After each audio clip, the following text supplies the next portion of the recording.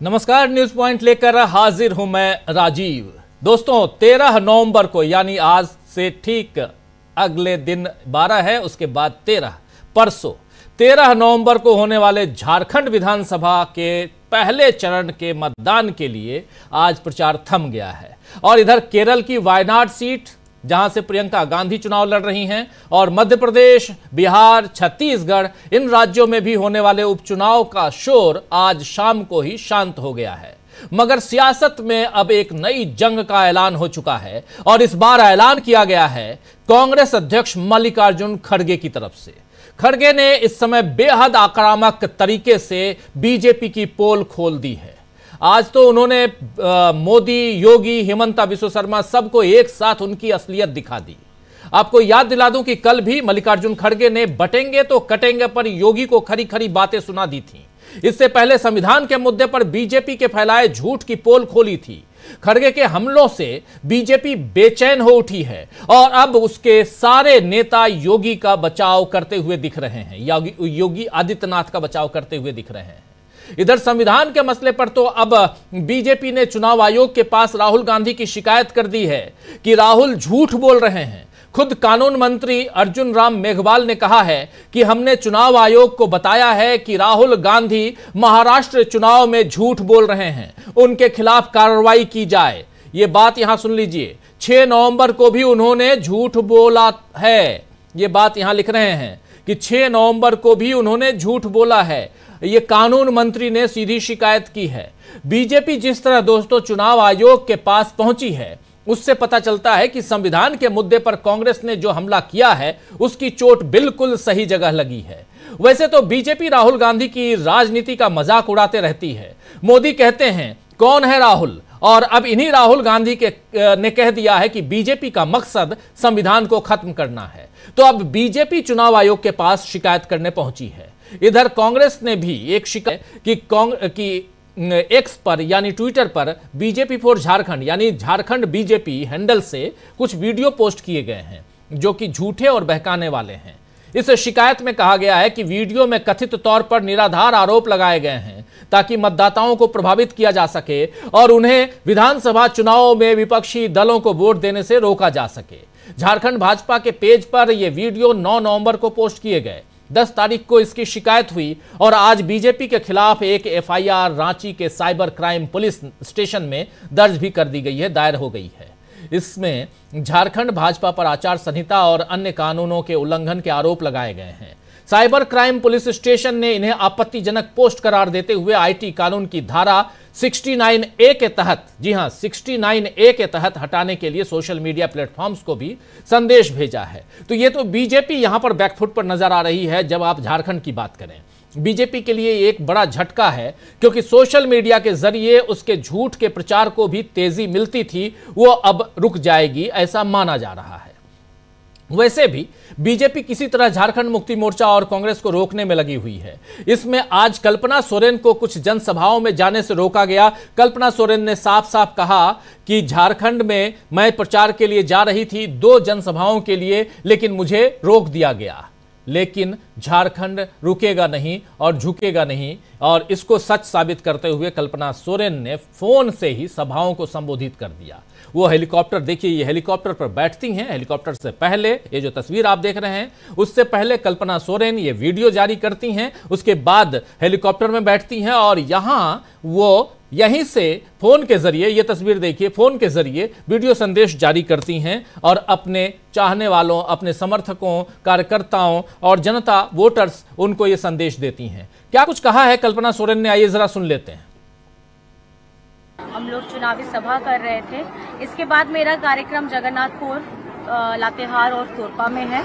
लेकिन अगर आप देखिए कि इस चुनाव के माहौल में भी केंद्र सरकार अपनी किस तरीके से कुनीतियां चालू रखी हुई हैं और हम लोगों को परमिशन नहीं दिया जा रहा है कि हम जगन्नाथपुर में जाकर के, लातेहार में जाकर के और हम अपना तोरपा में जाकर के अपनी चुनावी सभा को संबोधित कर पाएं। अब ये झारखंड में जो चुनाव हो रहा है, एक तो समय से पहले ये लोग कराते हैं केंद्र सरकार, उसके बाद में ये 5 चरण का चुनाव 2 चरण में कराते हैं। और आज जब पहले चरण का आखिरी दिन है जब चुनाव में हम अपनी जीतोड़ पूरी मेहनत के साथ प्रचार में उतरे हैं, तो ये हमारे आगे के कार्यक्रमों को बाधित कर रहे हैं। मैं आप लोगों को बता देना चाहती हूँ, आप इस बार झारखंड में आपकी कोई भी कुनीतियां चालू नहीं रहेंगी और आप लोगों ने हमारे झारखंड में हमारे चुनाव को जो प्रभाव करने का काम किया है, इसका जवाब आपको जनता देने वाली है। अब झारखंड को कोई नहीं रोक सकता, महागठबंधन की सरकार को यहाँ झारखंड में आने से कोई नहीं रोक सकता। आप लोगों ने अपना जितना भी प्रपंच किया था, चाहे हेमंत सोरेन जी को जेल में डालने का काम किया था, चाहे हमारी इस चुनावी सभा को आप लोगों ने परमिशन ना देकर के रोकने का काम किया है, मैं आपको बताना चाहती हूं कि अब झारखंड का जनता अब पूरा आशीर्वाद महागठबंधन सरकार को देने वाली है। और आप तो सुन रहे थे आप, और इसके बाद जब हेलीकॉप्टर में बैठती हैं कल्पना सोरेन तो ये संदेश जारी करती हैं। जरा ये भी सुन लेते हैं, एक छोटा सा पार्ट, फिर आगे बढ़ते हैं, जरा सुनिए। चुनावी सभा में लातेहार में उपस्थित हमारी सभी माताएं बहनें, हमारे सभी भाई दादा, हमारे सभी बड़े बुजुर्ग और मंच पे उपस्थित हमारे महागठबंधन के सभी साथी गणों के साथ मैं सभी को मेरी तरफ से झारखंडी जोहार करती हूँ, नमस्कार करती हूँ, प्रणाम करती हूँ।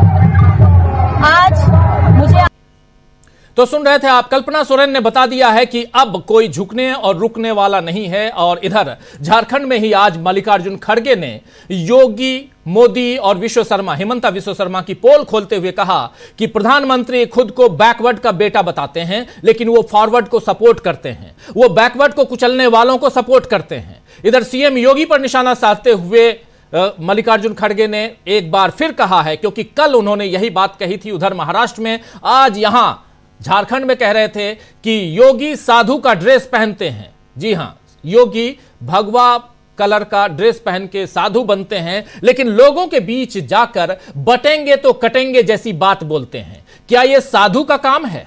ऐसा कोई टेररिस्ट बोल सकता है, साधु नहीं बोल सकता। क्या उन्होंने गेरुआ वस्त्र प्रधानमंत्री की तरह झूठ बोलने के लिए पहना है? साधु तो करुणामय होते हैं, यह बात यहां पर साफ साफ कहते हुए मल्लिकार्जुन खड़गे। लेकिन मल्लिकार्जुन खड़गे यही नहीं रुके, वो हिमंता विश्व शर्मा पर भी यहां निशाना साधते हुए नजर आए। और वहां हिमंता विश्व शर्मा के लिए उन्होंने कहा कि असम के सीएम ने झारखंड में हमारे कार्यकर्ताओं को धमकी दी, लेकिन हम डरने वाले नहीं हैं। हमारा स्लोगन एक ही है, हम डरेंगे तो मरेंगे, इसलिए हम डरेंगे नहीं। आइए जरा सुन लेते हैं मल्लिकार्जुन खड़गे को। सुना कि चीफ मिनिस्टर आसाम के आए थे, उन्होंने यहाँ के लोगों को भी थोड़ा धमकाया। जो लोग कांग्रेस के साथ काम कर रहे, गठबंधन के साथ काम कर रहे, उनको डराने की कोशिश की। यहाँ कोई डरता नहीं, डराने से कोई मतलब नहीं। हमारा स्लोगन एक ही है, हम डरेंगे तो मरेंगे, इसलिए हम डरने वाले नहीं हैं। और जो लोग समाज को बांटे हैं पहले से, आप फिर वही बात करते हैं। वो हमारे साधु महाराज है, क्या नाम उनका?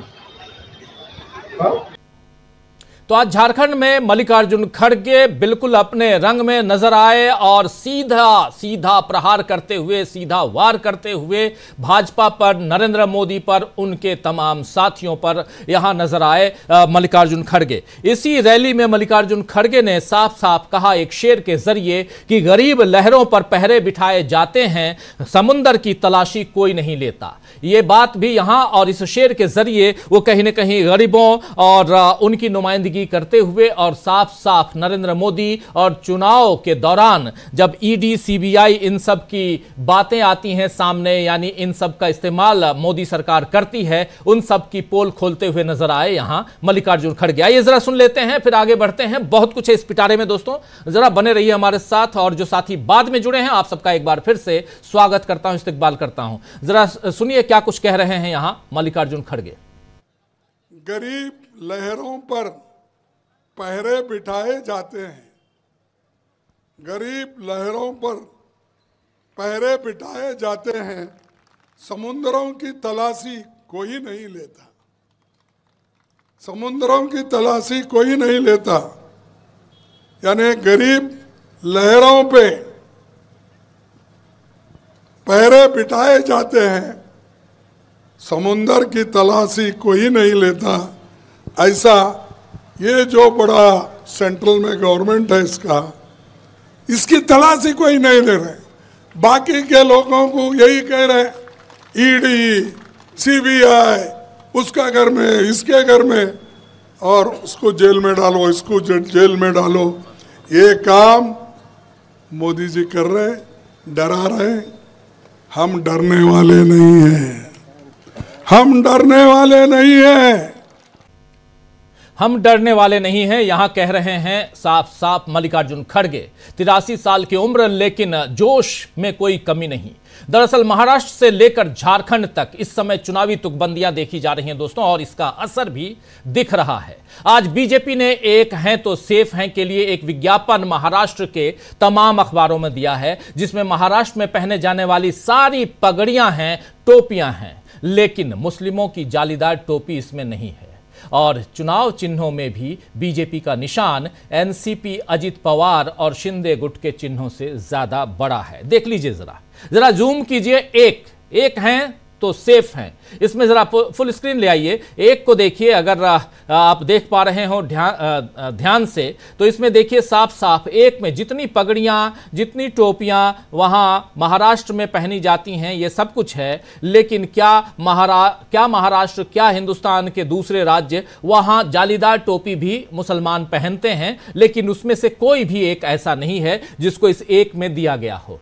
सवाल पूछा जा रहा है कि क्या यही एक है की बात आप कर रहे हैं? भारत अनेकता में एकता की बात करता है। भारत का संविधान भी यही कहता है। हम भारत के लोग से हमारे संविधान की शुरुआत होती है, प्रस्तावना हमारे संविधान की वही है, हम भारत के लोग, we the people of India. लेकिन यहां क्या हो रहा है? और इन सबसे मजेदार तथ्य यहां एक और है। जरा नीचे हेडलाइंस जो आ रही है उसको हटाइए और दिखाइए जरा कि यहां पर बीजेपी का जो चुनाव चिन्ह है वो कितना बड़ा है, और एनसीपी और शिवसेना का चुनाव चिन्ह कहां है।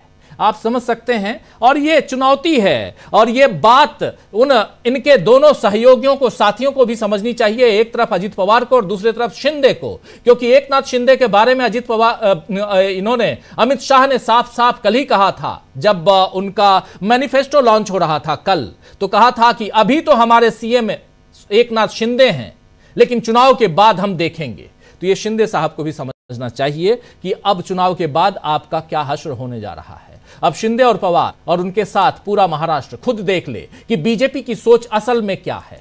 इधर आज राहुल गांधी की टी शर्ट खूब चर्चा में रही है दोस्तों। एक बार फिर से राहुल गांधी की टी शर्ट चर्चा में आ गई है। दरअसल आज वायनाड में अपनी बहन प्रियंका गांधी के साथ आखिरी दिन का प्रचार करने और रोड शो करने के लिए पहुंचे थे राहुल गांधी। सफेद टी शर्ट तो पहनी, लेकिन टी शर्ट के पीछे लिखा था आई लव वायनाड। जरा इस वीडियो को दिखाइए।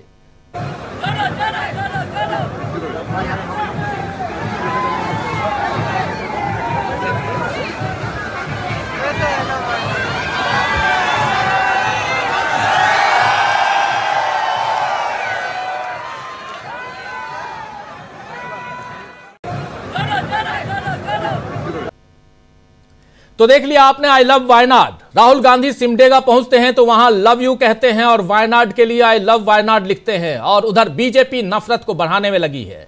तो आइए दोस्तों, आज चर्चा करेंगे कि देश में चुनाव फिर से नफरत बनाम मोहब्बत पर आ गए हैं। और सबसे बड़ी चीज कि चुनाव आयोग में एक तरफ संविधान के नाम पर बीजेपी पहुंचती है और कहती है कि राहुल गांधी संविधान के नाम पर झूठ बोल रहे हैं, लोगों को बरगला रहे हैं, और दूसरी तरफ कांग्रेस पार्टी पहुंचती है और कहती है कि बीजेपी सोशल मीडिया के जरिए इस चुनाव में नफरत फैला रही है, फेक वीडियो फैला रही है।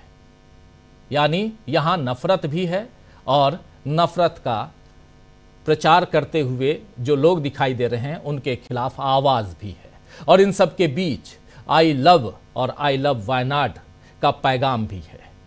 कौन किस पर भारी पड़ेगा, नफरत या मोहब्बत? चलिए, क्या है नया मोड़, समझते हैं इन चुनावों में।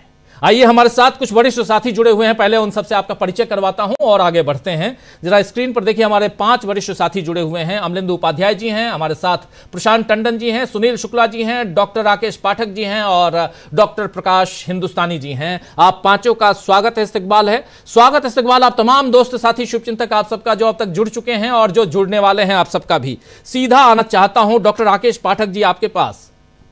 क्या कहेंगे, बहुत कुछ रख चुका हूं, लेकिन सबसे बड़ी चीज मोहब्बत से नफरत, मोहब्बत और उधर गरीबों पर पहरेदारी होती है और समंदर को छोड़ दिया जाता है। ये बात कह रहे हैं अपने शेर के जरिए मल्लिकार्जुन खड़गे। लेकिन मल्लिकार्जुन खड़गे एक साथ कई निशाने साध रहे हैं। साधु के वेश में कौन है ये भी बता रहे हैं और ओबीसी कह के, खुद को पिछड़ा कह के अगड़ों का साथ देते हुए और अगड़ों के साथी बने हुए नजर आते नरेंद्र मोदी, ये भी बताते हैं और साथ साथ ये भी कहते हैं कि हिमंता बिस्वा शर्मा क्या कर रहे हैं। डरोगे, बटोगे, कटोगे की बात जो है वो अब कहां तक आगे बढ़ी है, इसलिए ये बात आपके सामने रख रहा हूं क्योंकि 13 तारीख परसों है और पहला मतदान है। डॉक्टर साहब। जी, बहुत शुक्रिया राजीव जी। बड़ी मजेदार बात आपने कही कि भारतीय जनता पार्टी ने शिकायत की है कि राहुल गांधी झूठ बोल रहे हैं। अच्छी बात है, राहुल गांधी झूठ बोल रहे हैं तो चुनाव आयोग को इसकी जांच करना चाहिए। साथ साथ उसे प्रधानमंत्री नरेंद्र मोदी, भारतीय जनता पार्टी के नेताओं उद्धव ठाकरे और जितनी पार्टियां चुनाव लड़ रही है सबके झूठ की पड़ताल करना चाहिए। अभी हम लोग बातचीत शुरू करने वाले थे, उससे पहले डॉक्टर प्रकाश हिंदुस्तानी जी ने हुक्म दिया था कि मैं कोई शेर अर्ज करूं, तो मुझे झूठ से उनके ही शहर के सबसे मशहूर, देश के मशहूर शायर डॉक्टर राहत इंदौरी के एक शेर से अपनी बात शुरू करना चाहता हूं। झूठ से, सच से जिससे भी यारी रखें, सच से जिससे भी यारी रखें, आप तो अपनी तकरीर जारी रखें। बात मन की कहें या वतन की कहें, बात मन की कहें या वतन की कहें, झूठ बोलें तो आवाज भारी रखें। वाह। तो हमारे माननीय प्रधानमंत्री जी से लेकर उनकी पूरी पार्टी के नेता पूरी भारी आवाज में झूठ बोलते हैं और दूसरों पर तोहमत लगा रहे हैं। चलिए अच्छा है, ये शुरुआत हो, चुनाव आयोग जांच करे, जो झूठ बोल रहा उसे सजा दे। सबको सजा मिलनी चाहिए, झूठ क्यों किसी को बोलना चाहिए, बहुत बुरी बात है। झूठ बोले कौआ काटे, विठल भाई पटेल मध्य प्रदेश के थे, नेता थे, कवि थे, वो लिख गए। कुल मिलाकर इस वक्त महाराष्ट्र और झारखंड का चुनाव जिस मुकाम पर पहुंच गया है, वहां भारतीय जनता पार्टी को अपनी जमीन खिसकती हुई दिखाई दे रही है। इसीलिए इस तरह के बयान किए जा रहे हैं। जो मल्लिकार्जुन खड़गे ने कहा कि गरीब लहरों पर पर्दे बिठाए जाते हैं, समंदरों की तलाशी कोई नहीं लेता। आज महाराष्ट्र का एक वीडियो वायरल हो रहा है कि मैंने अभी देखा सोशल मीडिया पर जी। जो चुनाव के अधिकारी हैं किसी की तलाशी ले रहे हैं, उसने, जो भी व्यक्ति या नेता है, उसने क्या कुछ नहीं कहा। उसने कहा मोदी जी, अमित शाह, सबके हेलीकॉप्टर की तलाशी लेना, मेरे बैग की अच्छी तरह से तलाशी ले लो, लेकिन जब वे आए तो उनकी भी तलाशी ले लेना। ये भी याद दिला दिया कि मोदी के हेलीकॉप्टर की तलाशी लेने वाले एक IAS अफसर का तबादला कर दिया गया। तो सत्ता अपनी संवैधानिक संस्थाओं के जरिए जिस तरह चुनाव लड़ती है, उसका एक नजारा आज झारखंड में भी देख लिया गया। कल्पना सोरेन को सभा संबोधित करने नहीं जाने दिया, हेमंत सोरेन ने भी ट्वीट किया, उन्होंने भी बताया कि उनको भी रोका गया था, आज कल्पना को रोका गया। तो ऐसा लगता है कि भारतीय जनता पार्टी जैसे जैसे मतदान का दिन पास आ रहा है, आज पहले चरण का प्रचार प्रसार खत्म हो गया, उसकी चिंता बढ़ती जा रही, क्योंकि उसने जिन मुद्दों पर इस चुनाव की शुरुआत की थी वे मुद्दे ठहर नहीं पाए। जैसे झारखंड में बीजेपी ने बात की घुसपैठियों की, अब इमरान प्रतापगढ़ी एक नक्शा दिखा रहे हैं कि भाई ये तो बता दो झारखंड की सीमा दुनिया के किस देश से जुड़ती है, कहां से घुसपैठिए आ रहे हैं। कांग्रेस के नेता पूछ रहे हैं अगर घुसपैठ हो रही है तो 10 साल से 11वीं साल में अब आप प्रधानमंत्री, आप कर क्या रहे थे, क्यों नहीं अवैध रूप से घुसाए लोगों को बाहर किया, उनको घुसने से पहले रोका क्यों। महाराष्ट्र की दशा यह है कि बीजेपी के गठबंधन में शामिल एक पार्टी के नेता अजित पवार कहते हैं कि यहां पर बटेंगे तो कटेंगे जैसे नारे नहीं चलेंगे, तो मेहरबानी करके यहाँ आपकी जरूरत नहीं है, thank you very much Yogi ji, आप यहाँ मेहरबानी करके ना आए। और ऐसे भाषण महाराष्ट्र की जनता स्वीकार नहीं करती। राजीव जी, कितनी हैरानी की बात है, जिन योगी जी को आज से कुछ महीने पहले तक देश में मोदी के बाद सबसे ज्यादा लोकप्रिय नेता बताया जाता, हर चुनाव में यह दावा होता था, इस तरह की खबरें छपती थी कि सभी राज्यों से मोदी के बाद अगर किसी की डिमांड है तो सबसे ज्यादा योगी की डिमांड जी। वे योगी आदित्यनाथ इस वक्त महाराष्ट्र में न आए, इसके लिए विनती की जा रही। तो कुल मिलाकर बीजेपी समझ नहीं पा रही कि अब इस चुनाव में उसे करना क्या है, कैसे करना है। महाराष्ट्र में सारे नुस्खे आजमा कर देख लिए, लेकिन वहां सांप्रदायिक नारा नहीं चल पा रहा। अभी हमने विज्ञापन दिखाया आपने स्क्रीन पर, उसमें जिस तरह से उन्होंने एक पूरे के पूरे तबके को, एक पूरे हिस्से को समाज के छोड़ दिया है, उसकी पहचान को इस विज्ञापन में शामिल नहीं किया गया। वो ये बताता है कि कपड़ों से पहचानने की जो मूल विचारधारा है प्रधानमंत्री नरेंद्र मोदी की और उनकी पार्टी, उससे वे दूर नहीं हुए हैं।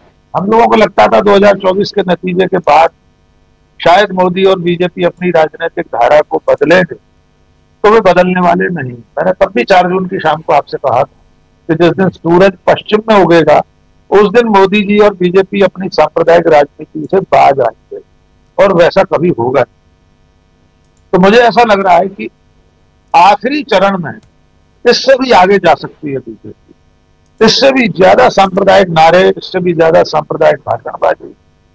प्रधानमंत्री का वो कहना कि रोटी और बेटी छिन रही हैं, तो देश पूछ रहा है अब 10 साल से प्रधानमंत्री है, कौन छीन रहा है भाई? उसके खिलाफ कार्रवाई क्यों नहीं की, क्यों नहीं रोका? कौन है ऐसी ताकत जो घर में घुसकर रोटी और बेटी छीन रही है?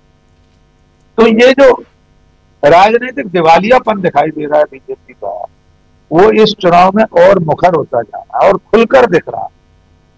अब चुनाव परिणाम क्या होंगे हम नहीं जानते, लेकिन अंतिम बात मैं अभी इस पहले चरण में ये कहना चाहता हूं कि महाराष्ट्र में खासतौर से मोदी शाह की राजनीति दांव पर लगी है। उन्होंने जिस तरह सरकार वहां तोड़ी, गठबंधन को तोड़ा, उद्धव ठाकरे की सरकार गिराई, तड़के 4 बजे एक शपथ हुई, फिर दूसरी शपथ हुई बाद में, सुप्रीम कोर्ट ने उस सरकार को असंवैधानिक कहा, फिर भी सरकार चलती रही। तो अब महाराष्ट्र की जनता ये तय करेगी, उसे इस बात पर हाँ या ना में जवाब देना है कि क्या उसको इस तरह के धर्मकर्म स्वीकार हैं, क्या उसे अपने मताधिकार का इस तरह का अपमान मंजूर है। अगर हाँ, तो शायद इन्हें फिर से अवसर दे, वरना ऐसा कोई कारण दिखाई नहीं देता कि महाराष्ट्र की जनता अपनी चुनी हुई सरकार को गिराने के जुर्म की सजा बीजेपी और उसके संगी साथियों को न दे। जी बिल्कुल। प्रशांत टंडन जी, 2 बातें यहां महत्वपूर्ण ढंग से दिखाई दे रही हैं। एक, मल्लिकार्जुन खड़गे ज्यादा हमलावर हो गए हैं। आप पिछले 3 दिनों से देखिए लगातार, और वो अब आइडेंटिफाइड ढंग से, जैसे योगी आदित्यनाथ पर सीधा हमला कर रहे हैं, नरेंद्र मोदी पर सीधा हमला कर रहे हैं, हिमंता बिस्वा शर्मा की तरफ उधर जाते हैं तो उस पर भी हमला करते हैं। ये तमाम हमले जो हैं, एक वो। दूसरी तरफ संविधान का मामला और पिछले 2-3 दिनों से ज्यादा गरमाया हुआ है। अब राहुल गांधी की शिकायत करने के लिए चुनाव आयोग पहुंच गए, बीजेपी पहुंच गई चुनाव आयोग। क्या 2 मसले, जिसमें एक सबसे इंपॉर्टेंट है कि क्या संविधान का मामला उसी ढंग से तूल पकड़ चुका है जैसे हमने लोकसभा चुनाव में देखा था, और दूसरा यहां पर बटोगे कटोगे वाली जो बात है, और इस बात पर ज्यादा एग्रेसिव नोट पे अगर कांग्रेस आई है तो ये क्या सोची समझी रणनीति हो सकती है कि इसको जितना ज्यादा हवा दे रही है बीजेपी, उस पर उतना ज्यादा प्रहार करो? कैसे देखते हैं आप इसको? राजीव जी, ये जो बीजेपी के ऊपर हमला, खासकर योगी के इस बयान पर कटोगे बटोगे, और उस पर अजीत पवार का भी प्रतिक्रिया है, ये कांग्रेस ने एक किसी फीडबैक के बाद किया है। महाराष्ट्र में ये चलने वाला नहीं है। महाराष्ट्र हम लोग चर्चा लगातार करते रहे कि यहाँ पे सामाजिक न्याय की भूमि है और यहाँ पे कटोगे बटोगे चलता नहीं है। आप महाराष्ट्र जो है, और उत्तर प्रदेश में भी नहीं चला। महाराष्ट्र तो बहुत दूर है, उत्तर प्रदेश में भी अगर चला होता तो अयोध्या बीजेपी के पास होती आज की तारीख में जी। तो ये कटोगे बटोगे नारा, बुलडोजर ठोक देंगे, ये सब अब अगर चल रहा होता तो उत्तर प्रदेश में ये हालत क्यों होती बीजेपी की?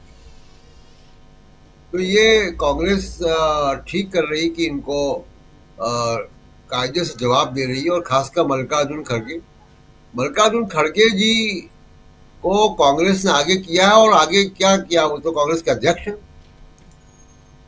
मल्लिकार्जुन खड़गे जी के ऊपर बहुत सारी चीजें चिपक नहीं सकती। वो दलित नेता हैं, कांग्रेस के अध्यक्ष हैं, 83 साल के हैं, 50 साल से ऊपर का उनका संसदीय कार्यकाल है और बहुत पाक साफ कार्यकाल है, कोई ऐसे आरोप नहीं है। तो इसलिए मल्लिकार्जुन खड़गे की जो छवि है उनके ऊपर कुछ चिपकता नहीं है। और दूसरी बात, मल्लिकार्जुन खड़गे धारा प्रवाह मराठी बोलते हैं, धारा प्रवाह वो कन्नड़ बोलते हैं, तेलुगु भी जानते हैं, हिंदी और अंग्रेजी तो बोलते ही हैं। तो इसलिए खड़गे जी का जो कनेक्ट है वो अलग तरीके का होगा महाराष्ट्र में। और दूसरी बात की देखिए, बीजेपी चाहे वो झारखंड हो चाहे महाराष्ट्र हो, बहुत अलग तरीके के, जिसको कहा जाए कि कंफर्ट जोन वाला जो इनका एक वो है कि सांप्रदायिकता, यानी ध्रुवीकरण की राजनीति या नफरत की राजनीति को लेकर पूरे ताकत से चले गए हैं, बावजूद इसके कि 2024 के इलेक्शन में नहीं चला। तो इनको लग रहा है कि शायद हरियाणा के चुनाव में हम जीत गए तो ये नफरत की वजह से जीत गए जी। हम देखेंगे झारखंड और महाराष्ट्र में भी कि क्या 2024 में जो नफरत को देश ने रिजेक्ट किया था वो अभी है बाकी उसमें कुछ दम। लेकिन बीजेपी ने इसको अपना एकमात्र हथियार बनाया हुआ है चुनाव में, एकमात्र स्ट्रेटजी है कि जितनी ज्यादा नफरत भर सको उतना करो।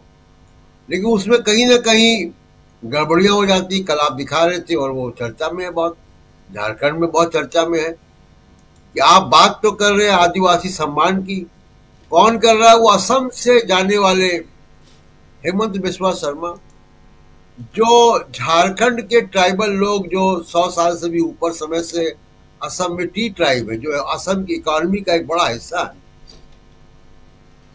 उन टी ट्राइब की डिमांड है कि उनको ट्राइबल स्टेटस दिया जाए। उनको ट्राइबल स्टेटस नहीं दे रहे हैं। झारखंड में आके वो बता रहे हैं कि ट्राइबल क्या होता है और ट्राइबल को हम कितना सम्मानित करते हैं। और अमित शाह क्या कर रहे हैं? बाबूलाल मरांडी पहले चीफ मिनिस्टर है वहां के, मैंने सुना वो वीडियो में, कह रहे बाबूलाल आगे आओ। चंपई चाचा, जो झारखंड मुक्ति मोर्चा में चंपई चाचा थे, मुंबई की आप सभा याद कीजिए, जो कल्पना सोरेन बोल रही थी, और वो चंपई आगे आओ हो गए। तो आपका जो दो चेहरे हैं, एक जनता के सामने आप बरगलाते हैं जनता को कि हम आदिवासी के प्रति आपका बड़ा सम्मान करते हैं, और उसके बाद बाबूलाल आगे आओ, वो चंपई आगे आओ। आपसे उम्र में बड़े हैं, वो मुख्यमंत्री हैं, और कुछ भी ना हो तो भी आपका संबोधन जनता के बीच में एक राजनेता के बारे में, किसी के बारे में भी कैसा होना चाहिए, उससे दिखाई देता है कि संस्कार कैसे, राजनीतिक जमीन, किस राजनीतिक जमीन से वो आ रहे हैं। यही मनुवाद का पूरा जो एक सिस्टम है वो यही है, ऊंच नीच का, और उसको लेकर बीजेपी जगह जगह जाती है। अगर आप आदिवासी का सम्मान कर रहे होते तो हंसदेव के जंगलों में ये क्या कर रहे हैं? फिर आप आदिवासी का अगर आप सम्मान कर रहे होते तो अभी उड़ीसा में सरकार बनी है, वहां क्या कर रहे हैं? हर जगह आप अडानी को बैठा रहे हैं, ये आदिवासी का सम्मान है। आप बार बार कह रहे हैं, मोदी जी झूठ बोलने की बात हो रही है कि घुसपैठी है, अभी आप चर्चा कर रहे थे घुसपैठी है। आदिवासी संथाल परगना में जो पॉपुलेशन है वो कई वजह से, और तमाम सेंसस में तमाम रिपोर्टें, और खुद केंद्र सरकार, इतनी अमित शाह के मंत्रालय की, आपके शो पे कई बार कह चुका हूं कि अमित शाह के मंत्रालय की हाईकोर्ट में दिया गया हलफनामा है कि उसकी जो पॉपुलेशन वहां कम हुई है संथाल परगना में आदिवासियों की, उसकी वजह जो है वो धर्मांतरण नहीं है, घुसपैठ नहीं है। और घुसपैठ होगी तो घुसपैठ को कैसे रोक पाएंगे? नागरिकता केंद्र सरकार का काम है, सिटीजनशिप। सेंसस केंद्र सरकार का काम है। बॉर्डर से घुसपैठ रोकना केंद्र सरकार का काम है। हेमंत सोरेन उसमें क्या करेंगे? और हेमंत सोरेन तो अभी 5 साल से हैं, उसके पहले तो आप थे। ये क्या, अगर ये माना भी जाए कि घुसपैठ हो गई तो ये अभी हो गई घुसपैठ? क्या सिरे से झूठ बोलते हैं। आप देखिए, मैं तो एक फैक्ट फाइंडिंग में गया जब असम में एनआरसी के बाद जी, और उसमें मैंने लिखा है इस वाकया को। एक जनरल सिन्हा थे गवर्नर साहब, वो प्रतिदिन कितने असम में बांग्लादेश से लोग आ रहे हैं उसका एक आंकड़ा देते थे। उनके आंकड़े के हिसाब से तो बांग्लादेश अब तक 3 बार खाली हो चुका होता।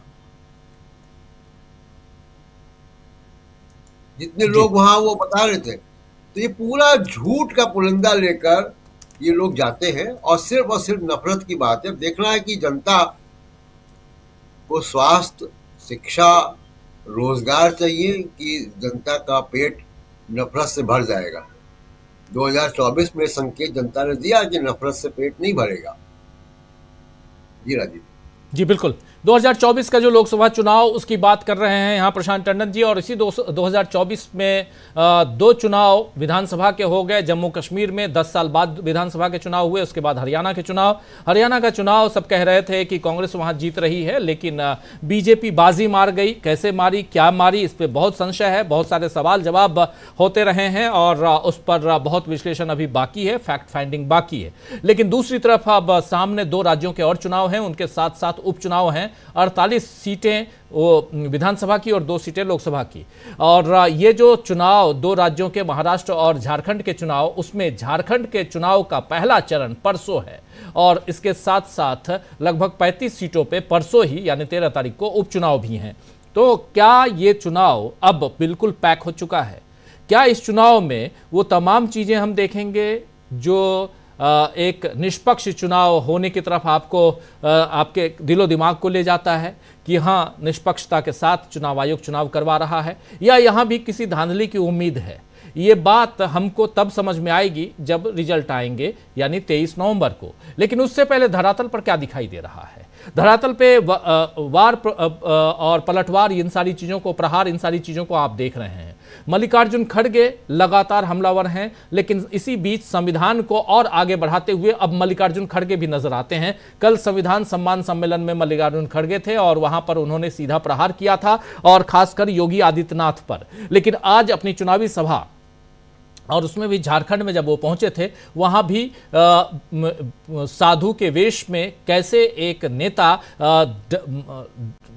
बटोगे और कटोगे का नारा दे रहा है, इसकी बात वो कर रहे थे। नरेंद्र मोदी पर हमलावर तो रहते ही हैं मल्लिकार्जुन खड़गे, राहुल गांधी अपने अंदाज में हैं, और इन सब के बीच जब संविधान की बात आती है तो आखिर यहां पर क्यों थोड़ा सा डर जाती है, सहम जाती है बीजेपी, ये समझना जरूरी है। और सुनील शुक्ला जी, आपसे समझना चाहता हूं जल्दी से, क्या आपको लगता है संविधान का मामला इतना ज्यादा गहरी पैठ कर चुका है जहां डर लगता है बीजेपी को, और इन विधानसभा चुनावों में भी क्या ये डर जो है वो वाजिब है संविधान के नाम पे?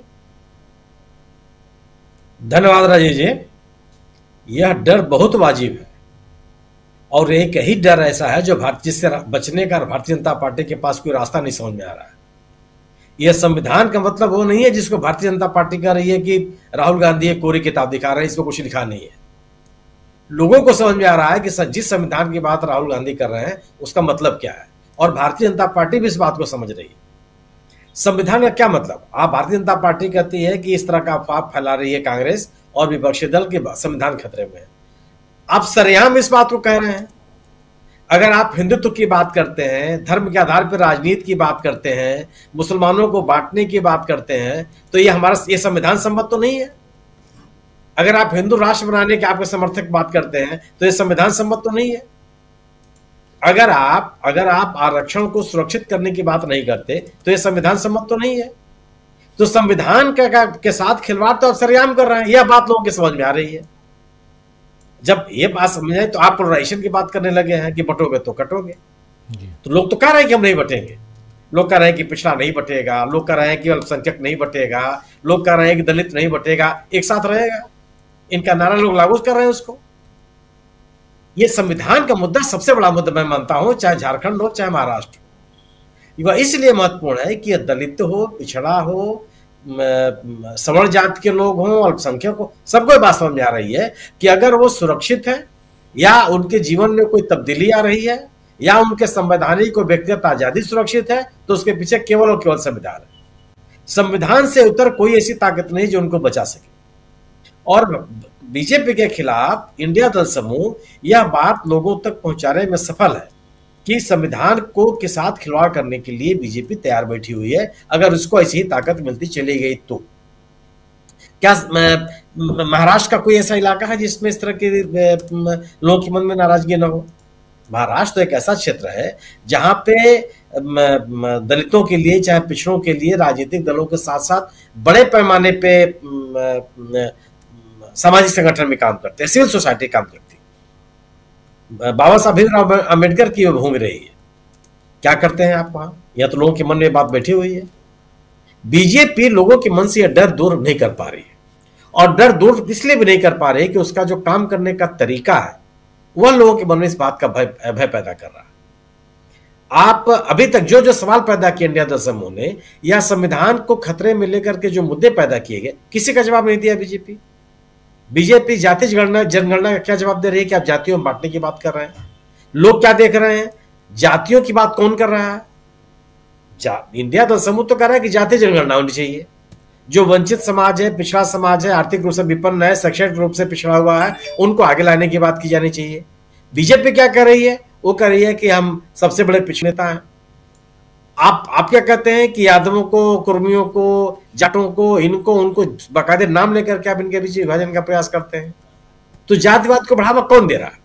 यह तो कम से कम आपके भाषण देने से बात तो नहीं समझ में, लोग उस बात को जो उनकी जानकारी में है वो तो दूर नहीं हो सकती, जो देख रहे हैं। और निश्चित रूप से जो मुद्दे उठा रहा है इंडिया दल समूह वह चीजें सबके सामने भी है। अभी आप महायुति ने अपना घोषणा पत्र जारी किया। उस घोषणा पत्र का जो समारोह है उसमें से जो महायुति का सब एक बहुत बड़ा घटक दल है और जिसका मुख्यमंत्री हैं, वो मुख्यमंत्री उस कार्यक्रम से गायब है। यह नहीं बताता कि कितनी बेचैनी है। उस आयोजन से अजीत दादा पवार वो उपलब्ध नहीं है, वो भी नहीं दिखाई पड़ते। तो महायुति या इस महायुति को चिंता नहीं है कि हमारे अंदर किस तरह के विघटन की स्थिति है। अजीत दादा पवार ने खुलेआम रूप से कहा कि जिस तरह का नारा लगाया जा रहा है कि बटोगे कटोगे, या महाराष्ट्र को स्वीकार नहीं। तो महायुति को भी, तो महायुति के इन संगठक दलों को तो भी दवा समझ में आ रही है कि इन नारों से उनका कितना राजनीतिक लाभ हो सकता है, कितना राजनीतिक लाभ नहीं हो सकता। मराठा आंदोलन को लेकर के जो मुद्दे उठाए जा रहे हैं, यह संविधान खतरे में है, इस विषय को लेकर के तो उठाया जा रहा है। उस समुदाय में जिस तरह के सुरक्षा का भाव पैदा हुआ, जिस तरह के बड़े पैमाने पर आंदोलन चला, बीजेपी उस मुद्दे पर कुछ बोलने के लिए तैयार नहीं है। क्या है ये संविधान का ही मुद्दा है, ये इसलिए बहुत गंभीर विषय है। और इस पूरे मैं निजी तौर पे मानता हूं कि संविधान खतरे में है। यह जो मुद्दा बनाया है इंडिया दल समूह ने, खासतौर से राहुल गांधी ने, यह सभी मुद्दों के ऊपर भारी है। भारतीय जनता पार्टी इस तरह की बातें करके केवल इस मुद्दे से लोगों का ध्यान हटाना चाहती है। और अब सवाल ये पैदा होता है कि भारतीय जनता पार्टी 2014 में अपने सबसे बड़े परफॉर्मेंस पे सामने आई महाराष्ट्र में, उसको 122 सीटें मिली अब तक के महाराष्ट्र के इतिहास में। इसके पहले वो कभी तिहाई में नहीं पहुंच पाई थी, दहाई तक सिमटी रही। तो आखिर एक 2014 में लोगों ने, महाराष्ट्र की जनता ने महाराष्ट्र में बीजेपी को इतना बड़ा जन समर्थन क्यों दिया? गवर्नेंस के लिए दिया, कि बटोगे तो कटोगे इस नारे के लिए दिया, अपनी बेहतरी के लिए दिया, बेहतर रोजगार के अवसरों के लिए दिया, प्याज उत्पादक, गन्ना उत्पादक, धान उत्पादक, आलू उत्पादक, इन किसानों की बेहतरी के लिए दिया। किसके लिए दिया जी? और जिन आकांक्षाओं के साथ महाराष्ट्र की जनता ने बीजेपी को 2014 में 122 सीटों पर पहुंचा दिया, क्या वो आकांक्षाएं लोगों की पूरी होती दिखाई पड़ी? क्या लोग भारतीय जनता पार्टी के नीतियों और कार्यक्रमों से संतुष्ट दिखे? और अगर संतुष्ट होते तो इतने बड़े बड़े आंदोलन, किसानों के इतने बड़े आंदोलन, अभी जो पिछले साल किसानों का 1 साल से लंबा आंदोलन चला, उसमें महाराष्ट्र किसानों की बड़ी पैमाने पर भागीदारी जी, प्याज उत्पादक किसानों की जो नाराजगी, ये तो सामने नहीं आते, सब संतुष्ट रहते आपसे। सवाल इस बात का है कि जिन चीजों को लेकर के 2014 के चुनाव में भारतीय जनता पार्टी को इतना जन समर्थन मिला, उन सभी आकांक्षाओं को भारतीय जनता पार्टी की सरकार पूरा करने में सफल नहीं हो पाई। और इसी का परिणाम हुआ कि 2019 के चुनाव में इसके सीटों की संख्या घट करके 105 हो गई, उसका मत प्रतिशत गिर गया। और उसके पलट चाहे कांग्रेस हो, चाहे एनसीपी हो, चाहे शिवसेना वहां की स्थानीय पार्टी है, शिवसेना के सीटों की संख्या में कभी कभी नहीं आई जी। 64, 65, 69, 70 हमेशा बने रहे हो। तो भारतीय जनता पार्टी ने जिस आधार पर लोगों को आकर्षित, बड़ा सवाल है। तो उस बिंदु को लेकर के जो संविधान खतरे में है का सवाल पैदा किया जा रहा है इंडिया दल समूह के द्वारा या महाविकास अघाड़ी के द्वारा, यह लोगों को भारतीय जनता पार्टी से लोगों की दूरी और बढ़ती चली जा रही है। भारतीय जनता पार्टी जो आरक्षण का सवाल है, इस पर बोलने के लिए तैयार नहीं है। भारतीय जनता पार्टी किसानों के जो मुद्दे हैं उससे बोलने के लिए तैयार नहीं है। भारतीय जनता पार्टी उद्योगों के दूसरे गुजरात के राज्य में जो लगातार उसका शिफ्ट किए जा रहे हैं, उसको कोई बोलने के लिए तैयार नहीं है। औद्योगिक वातावरण जो उस राज्य का खराब हो रहा है, उस पर बात करने के लिए तैयार नहीं है। औद्योगिक क्षेत्र में जो रोजगार के अवसर कम हो रहे हैं, इस पे कुछ करने के लिए तैयार नहीं है। एक निश्चित कारपोरेट को बढ़ावा देने की जो बात कही जा रही है, भारतीय जनता पार्टी के ऊपर आरोप लग रहे हैं, उस पर बात करने के लिए तैयार नहीं है। तो आखिर इन सभी बातों पे अगर भारतीय जनता पार्टी बैकफुट पे है, तो संविधान का मुद्दा गंभीर है। बिल्कुल। अगर आप संविधान के प्रति सतर्क है, प्रतिबद्ध है, तो किसी एक कारपोरेट को कैसे आप समर्थन दे सकते हैं? जी। किसी एक कारपोरेट के लिए आप नियमों में बदलाव और तब्दीलियां कैसे कर सकते हैं? किसी एक कारपोरेट को मुंबई का सबसे महत्वपूर्ण धारावी का इलाका है, उसको आप कैसे दे सकते हैं? पर्यावरण के नाम पर जो जंगलों को काटने से रोका जा रहा था, उसको काटने की अनुमति आप कैसे दे सकते हैं? क्या संविधान इन विषयों को लेकर के लोगों के मन में नहीं है कि संविधान कितना सुरक्षित है, कितना सुरक्षित नहीं है? अगर आप चुनी हुई सरकारों को गिरा देंगे तो लोग मान लेंगे कि संविधान सम्मत काम कर रहे हैं आप। अगर पार्टियों को आप तोड़ेंगे तो लोग मान लेंगे कि आप संविधान सम्मत काम कर रहे हैं। और संविधान को लेकर के लोगों में उपज रहा भय, यह भारतीय जनता पार्टी के लिए बहुत बड़ी चुनौती है। क्योंकि यह जो मुद्दा है, यह भारतीय जनता पार्टी में कि लोगों के बीच में जो अलोकप्रियता है, जो उनके प्रति जो जन समर्थन की कमी है, उसको और गंभीर बना रहा है जी। इन चीजों का मुकाबला आप लाडली बहना योजना से नहीं कर सकते। लोग कर रहे हैं कि लाडली बहना योजना से आप पैसा लोगों को दे रहे हैं, लेकिन सवाल है कि क्या उस जो महंगाई की स्थिति बढ़ जा रही है, उसका समाधान संभव है? और दूसरी चीज की भारतीय जनता पार्टी जो वायदे करे, उन वायदों के आधार पर अपनी नाकामियों को नहीं छुपा सकती। इसलिए नहीं छुपा सकती कि जो वायदे उसने किया है महाराष्ट्र की जनता के साथ, उस किसी भी वायदे को उस किसी भी राज्य में पूरा करती हुई नहीं दिखाई पड़ रही है जिस राज्य में वो शासन में है। तो आप एक ऐसी पार्टी नहीं है जो केवल वायदा कर लें और लोग आपके सत्ता में आने के इंतजार करें। आप एक ऐसी पार्टी है जो सत्ता में आप हैं अन्य राज्यों में, और अगर ये वायदे महाराष्ट्र की जनता के अनुकूल हैं, महाराष्ट्र की जनता को मिलनी चाहिए, तो वायदे उत्तर प्रदेश के लोगों को ही मिलने चाहिए। इन वायदों को गुजरात जनता के लिए पूरा किया जाना चाहिए। बिल्कुल। तो आपके वायदों से भी ये बात खत्म नहीं होती। तो मेरा अपना मानना यह है कि भारतीय जनता पार्टी, कांग्रेस या महायुति या महाविकास अघाड़ी या झारखंड में इंडिया दल समूह के द्वारा जो राजनीतिक मुद्दे खड़े किए जा रहे हैं, इन मुद्दों का जवाब वो केवल अपने वायदे से या अपने घोषणा पत्र के आधार पर नहीं कर सकते। अगर वो अपने राज्यों में करती हुई दिखेगी, निश्चित रूप से लोग उसके साथ जाएंगे। जो करती वो दिखी नहीं कभी। लोगों के मन में जो अविश्वास का भाव इस साल के लोकसभा के चुनाव में पैदा हुआ, आखिर क्यों लोगों ने 9 सीट पर समेट दिया बीजेपी को? जिस बीजेपी को लोगों ने 122 सीटें जिताई थी विधानसभा में, उसको इस साल के लोकसभा के चुनाव में 22 सीटों पर क्यों समेट दिया? क्या इसकी व्याख्या नहीं की जानी चाहिए? क्या ये महत्वपूर्ण वो कौन से विषय थे जो विचारणीय थे, लोगों ने भारतीय जनता पार्टी को स्वीकार किया? वह सभी विषय भी विचारणीय है और इसका जवाब है बीजेपी के पास कोई नहीं है। जी जी जी बिल्कुल, बहुत कुछ है समीक्षा करने के लिए, उसका विश्लेषण हम लगातार कर भी रहे हैं। चुनाव का वक्त है और खासकर महाराष्ट्र और झारखंड में परसों चुनाव है पहले फेज का, और उसके बाद 20 तारीख को महाराष्ट्र और झारखंड दोनों, और उसी दिन ये चुनाव समाप्त हो जाएगा। 23 तारीख यानी 23 नवंबर का इंतजार रहेगा। रिजल्ट क्या आता है वो हम आप तक सुबह 6 बजे से लगातार आप तक पहुंचाएंगे, लेकिन उससे पहले जो चुनावी गतिविधियां हैं वो आगे बढ़ रही हैं। अभी हम और सुनील शुक्ला जी के बीच में एक तस्वीर देख रहे थे आप, ये तस्वीर आप देख रहे थे, ये हैं वायनाड की प्रत्याशी कांग्रेस पार्टी की तरफ से प्रियंका गांधी। लेकिन आप झंडे देखिए, लाल झंडे दिखाई दे रहे हैं। ये झंडे कांग्रेस पार्टी के नहीं हैं, ये झंडे कम्युनिस्ट पार्टी के हैं। और ये झंडे क्या बता रहे हैं आप समझ सकते हैं कि प्रियंका गांधी का समर्थन जो है वो हर तरफ से किया जा रहा है। ये वायनाड की तस्वीर है और ये तस्वीर बहुत महत्वपूर्ण है। इस तस्वीर को और भी लोगों को देखना चाहिए। और इसके बाद चूंकि आज समापन हो चुका है चुनाव का, परसों मतदान है। प्रियंका गांधी सांसद बनेंगी या नहीं बनेंगी ये परसों तय हो जाएगा। रिजल्ट आएगा 23 तारीख को। लेकिन उसके बाद प्रियंका गांधी लगातार चुनावी सभाओं में, चाहे वो झारखंड की चुनावी सभा हो या वो महाराष्ट्र की चुनावी सभा हो, वहां आप लोगों को दिखेंगी।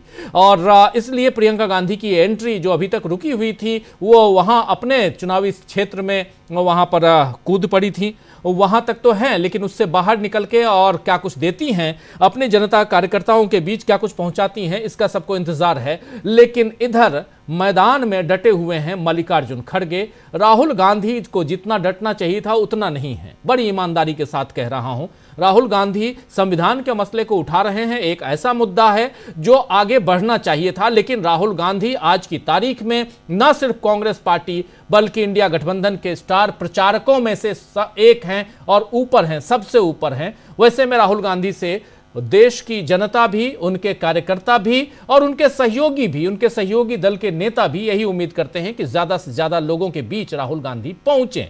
मगर राहुल गांधी ने एक जो मुद्दा छेड़ा है, संविधान का मुद्दा, वो वाजिब ही नहीं बल्कि वो ऐसा मुद्दा है जो बहुत दूर तक चुभता रहता है। और इसी पर भी व्याख्या कर रहे थे सुनील शुक्ला जी। उसी बात को थोड़ा और आगे बढ़ाना चाहता हूं, और महाराष्ट्र में इसका कितना असर पड़ सकता है। डॉक्टर प्रकाश हिंदुस्तानी जी महाराष्ट्र संविधान के रचयिताओं में से और संविधान सभा के जो चेयरपर्सन थे वो वहीं पैदा हुए थे, उसी महाराष्ट्र में। अंबेडकर साहब की बात कर रहा हूं। संविधान आखिर क्यों महाराष्ट्र में जाकर ज्यादा ये मामला जो है, ये मसला अंदर तक चला जाता है और बीजेपी परेशान नजर आती है। डॉक्टर प्रकाश हिंदुस्तानी जी। राजीव जी, बहुत सारी चीजें हैं। एक तो बात यह है कि कांग्रेस की स्थापना भी महाराष्ट्र में हुई, कांग्रेस का जन्म महाराष्ट्र में हुआ। बाबा साहब अम्बेडकर का कार्यकाल मुख्य तौर पर महाराष्ट्र ही रहा। महाराष्ट्र में ही बाबा साहब अम्बेडकर की सलाह पर ही आरबीआई का गठन हुआ था। ये बात भी बहुत कम लोगों को मालूम है कि अंग्रेजी हुकूमत ने जब आरबीआई का गठन किया था तब बाबा साहब अम्बेडकर उसके मुख्य सलाहकार थे, उनके सलाहकार थे। बाबा साहब अम्बेडकर ने वहाँ बहुत सारे शिक्षा संस्थानें शुरू की। सिद्धार्थ कॉलेज उसमें से एक है जो मुंबई में ही फोर्ट एरिया में। बहुत सारी बातें हैं। महाराष्ट्र को लेकर जो खबरें आ रही है, मैं पहली बार में चकित हूं कि जो शिकायतें आमतौर पर विपक्ष करता है, ऐसी शिकायतें सत्तारूढ़ पार्टी के लोग चुनाव आयोग से कर रहे हैं।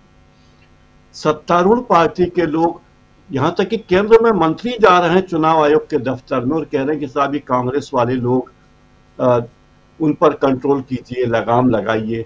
तो ये बेचैनी बताती है कि बीजेपी को बहुत ज्यादा परेशानियां हैं।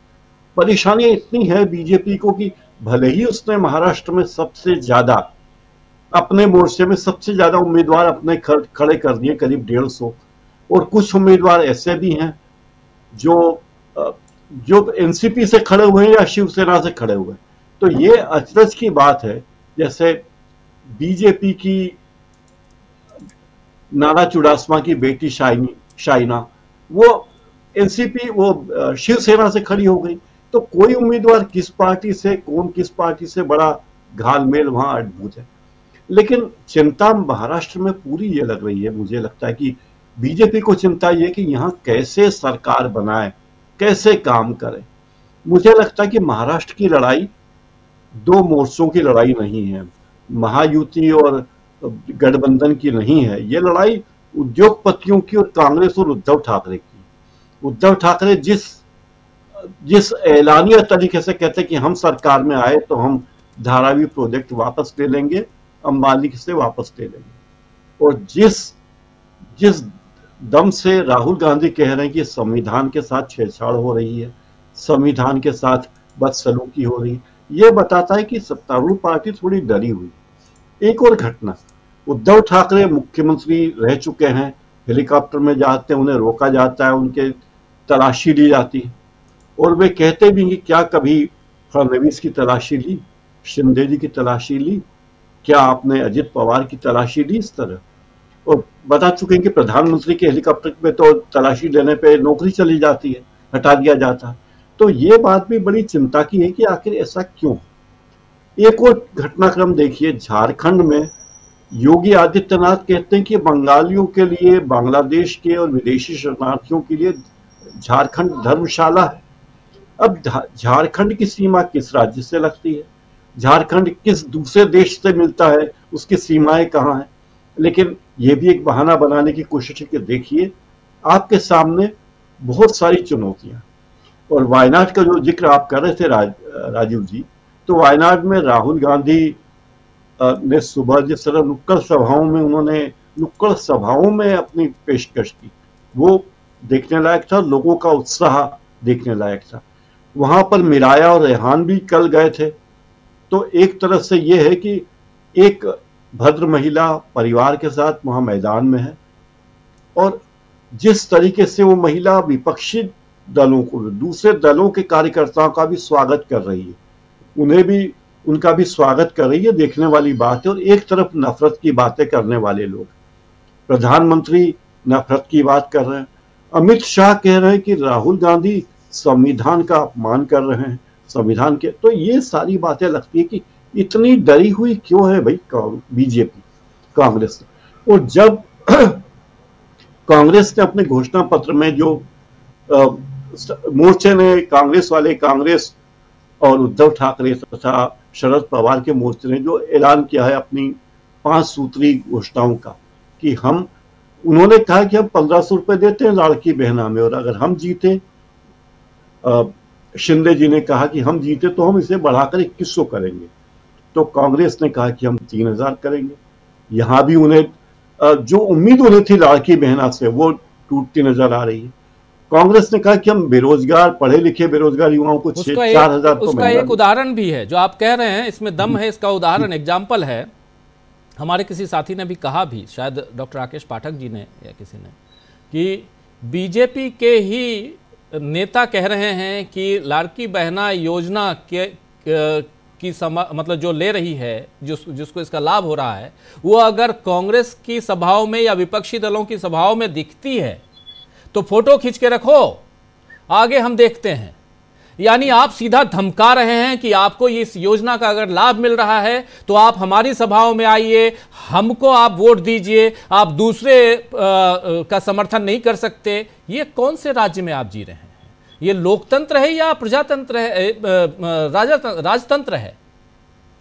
राजीव जी, इससे बढ़कर शर्मनाक बात क्या हुई कि हर सदस्य, संसद का हर सदस्य शपथ लेता है कि मैं पक्षपात के बिना कार्य करूंगा, डर और भय के बिना काम करूंगा। और वो ऐसे व्यक्ति की तो सदस्यता छीन लेनी चाहिए, ऐसे व्यक्ति की तो सांसदी छीन लेनी चाहिए जो इस तरह की असंवैधानिक बात करता, संविधान की शपथ का मजाक उड़ाता। तो मुझे लगता है कि बहुत ही शर्मनाक घटनाक्रम है ये। और जिस तरीके से समर्थन मिल रहा है लोगों का, एक और बात जिसे बार बार रेखांकित कर रहे हैं राहुल गांधी, और शरद पवार भी जिस बात को रेखांकित कर कि सबसे ज्यादा पढ़े लिखे बेरोजगार महाराष्ट्र में और उन्हें रोजगार नहीं मिल रहा है, क्योंकि प्राइवेटाइजेशन भी हो रहा है तो भी रोजगार कम है, और रोजगार को महाराष्ट्र से गुजरात ले जाया जा रहा है, इसका भी बड़ा बुरा असर महाराष्ट्र पर पड़ रहा है। महाराष्ट्र की मूल समस्याओं की बात तो बीजेपी या शिंदे जी कर ही नहीं रहे। किसानों की बात नहीं कर रहे, बेरोजगारों की बात नहीं कर रहे, महिलाओं पर हो रहे अत्याचारों की बात नहीं कर रहे हैं, बिजली के बिल की बात नहीं कर रहे हैं, गन्ने की बात नहीं कर रहे हैं, कपास के किसानों की बात नहीं कर रहे हैं, और ग्रामीण इलाकों में जो भेदभाव है उसकी बात नहीं कर रहे। तो पूरी बातें कहाँ हैं? बातें ले दे के जो उनका मॉड्यूल है, जो उनका सांचा है, जो खांचा बना रखा है बीजेपी ने, जाति धर्म तोड़ो मोड़ो मरोड़ो, यही सब बचा है। और ये बड़ी शर्मनाक स्थिति है कि एक पार्टी जो केंद्र में तीसरी बार सरकार में आई है, वो पार्टी इतनी डरी हुई है जिसकी जो इशारा कर रहा है कि हालात उसके पक्ष में नहीं जा रहे हैं। अब नतीजा क्या आएगा ये तो जनता ही बताएगी, 23 तारीख को ही फैसला होगा, लेकिन इस तरफ एक इशारा जरूर होता। और जो जिन्हें प्रधानमंत्री पद का दावेदार बताया जाता था योगी आदित्यनाथ, वो जो भाषण दे रहे हैं, वो मुझे लगता है कि ये जो लोग संविधान की शपथ लेते हैं, जो संविधान पर हाथ रखकर कसम खाते हैं और इस तरह की बातें करते हैं, उन सब के तो पद छीन लेने चाहिए हमारे सुप्रीम कोर्ट द्वारा या संविधान द्वारा या राष्ट्रपति द्वारा। राजीव जी। जी बिल्कुल बिल्कुल आप सही कह रहे हैं, लेकिन चाहे सुप्रीम कोर्ट हो, चाहे संविधान के तहत और बैठे हुए लोग हों जिनको इन चीज़ों की रक्षा करनी है, वो क्या कर रहे हैं? उन पर क्यों प्रश्नवाचक चिन्ह, क्वेश्चन मार्क लंबे लंबे बड़े बड़े लग रहे हैं, बड़े बड़े फॉन्ट में? ये उनको भी सोचना चाहिए। हालांकि आज सुप्रीम कोर्ट के नए चीफ जस्टिस ने आज पदभार संभाल लिया है। संजीव खन्ना जी अब 6 महीने सुप्रीम कोर्ट के चीफ जस्टिस रहेंगे। दूसरे जो गए हैं आउटगोइंग, उन्होंने खूब तारीफ़ की है जब वो जा रहे थे, और नए आने वाले की खूब तारीफ़ की।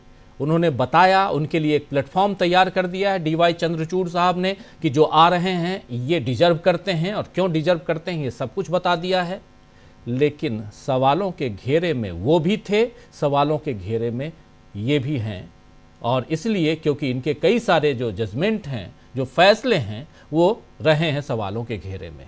और उसमें से एक सबसे बड़ा फैसला EVM पे था, ठीक चुनाव से पहले, और उस फैसले को फिर से उनको पलटकर देखना चाहिए। और उस फैसले में ये गुजारिश है हम जैसे पत्रकारों की, चीफ जस्टिस DY चंद्रचूड़ चले गए, अब चीफ जस्टिस संजीव खन्ना जी से ये गुजारिश जरूर है कि जब हम बार बार चुनाव आयोग की तरफ उंगलियां उठाते हैं तो एक उंगली साहब आपकी तरफ भी इसलिए उठ जाती है क्योंकि इस केस को आपने देखा था जज रहते हुए, सुप्रीम कोर्ट के जज रहते हुए, 2 जजों की बेंच, उसमें से आप एक थे, और अब आप CJI हो चुके हैं। उम्मीदें आपसे ज़्यादा हैं, 6 महीने का वक्त है, वक्त कम है, उम्मीद ज़्यादा है। कितने खरे उतरते हैं देखते हैं। लेकिन अमलेंदु उपाध्याय जी, इसी चुनाव के वक्त चर्चा संविधान की चल रही है, उसकी बात करना इसलिए ज़रूरी समझता हूं क्योंकि आज चुनाव आयोग में बीजेपी पहुंच गई कांग्रेस के खिलाफ, राहुल गांधी के खिलाफ खासकर, कि आपने हिदायत दी थी, लेकिन राहुल गांधी मान नहीं रहे हैं, कह रहे हैं, झूठ बोल रहे हैं संविधान के नाम पे।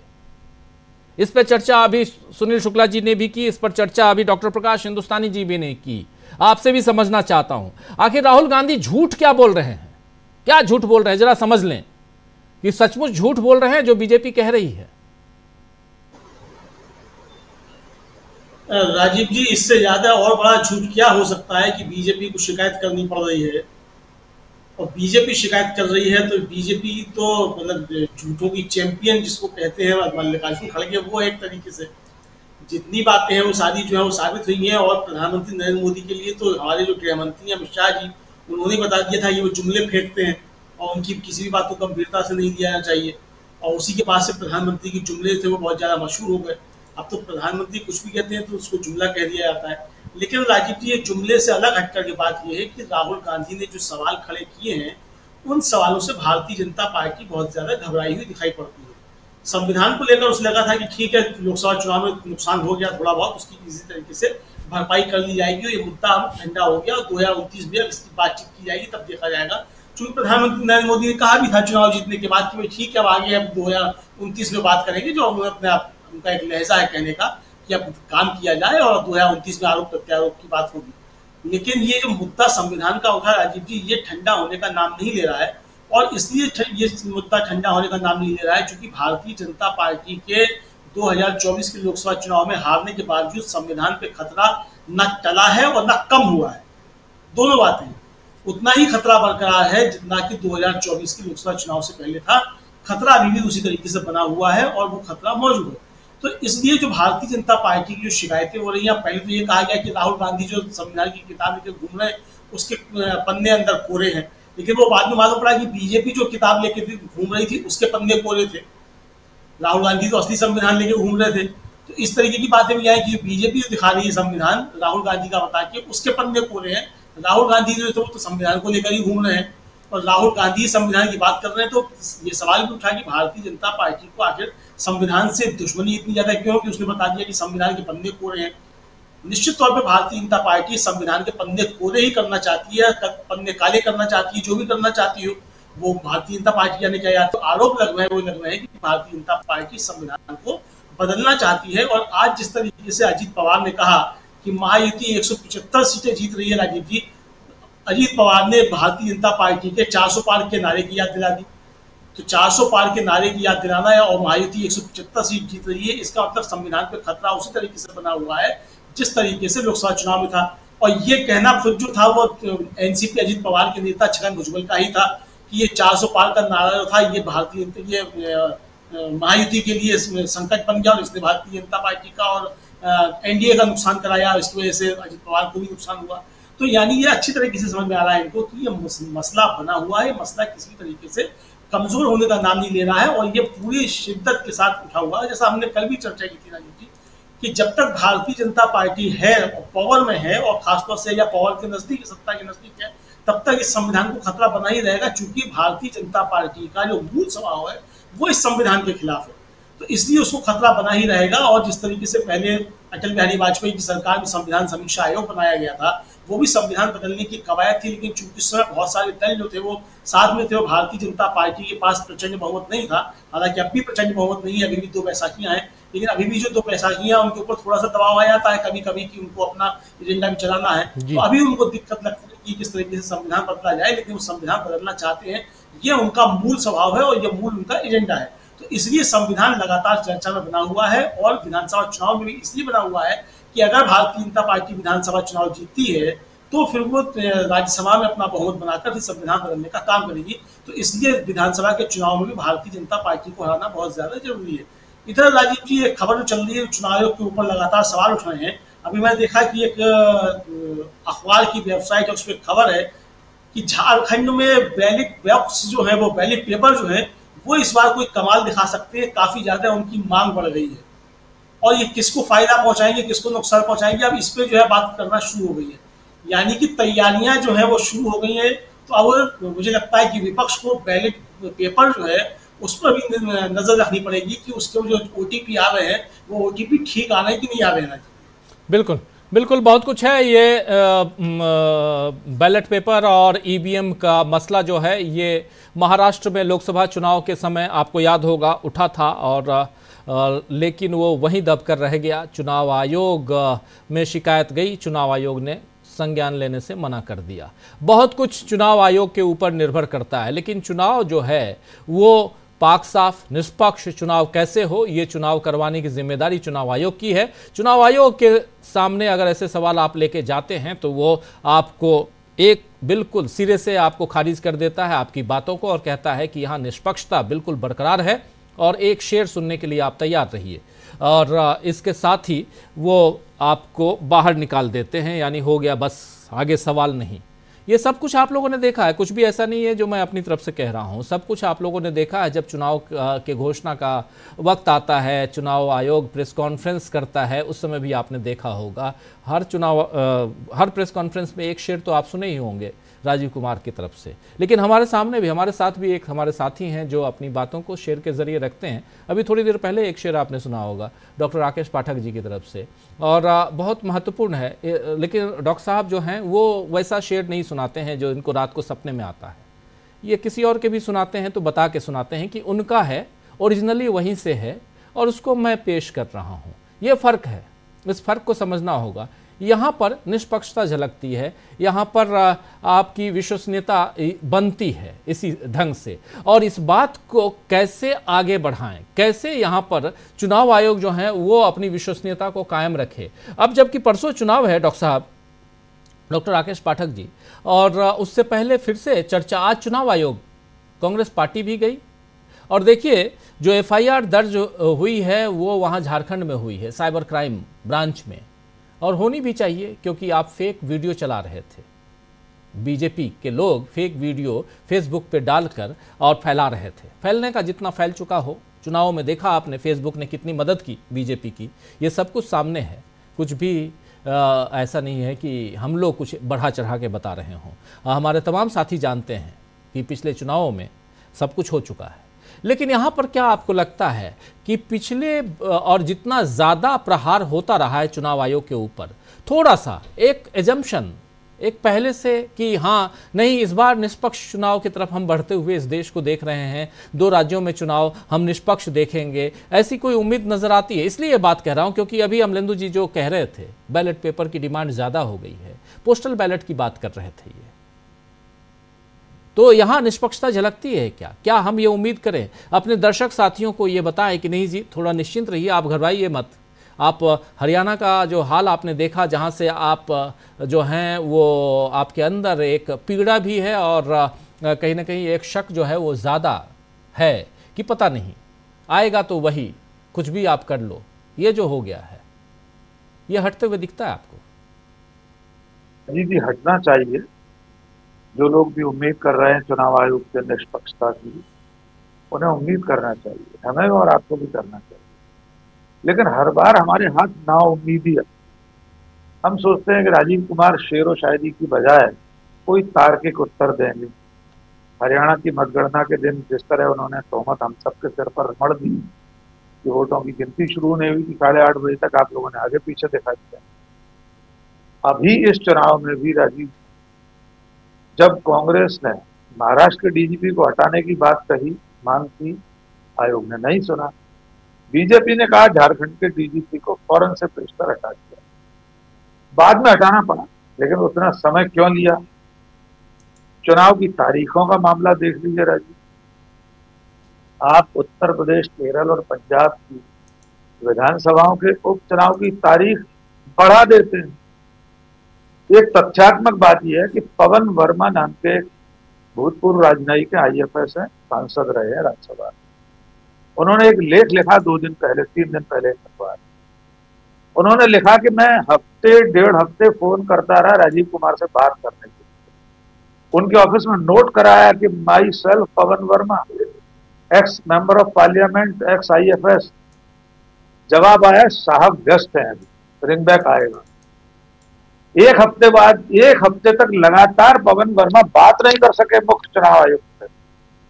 उसके बाद उनके पास फोन आया अंतिम तौर पर, तब पवन वर्मा ने कहा कि बिहार में, झारखंड में छठ का पर्व बड़े स्तर पर मनाया जाता है, तारीखों पर पुनर्विचार कर दिया।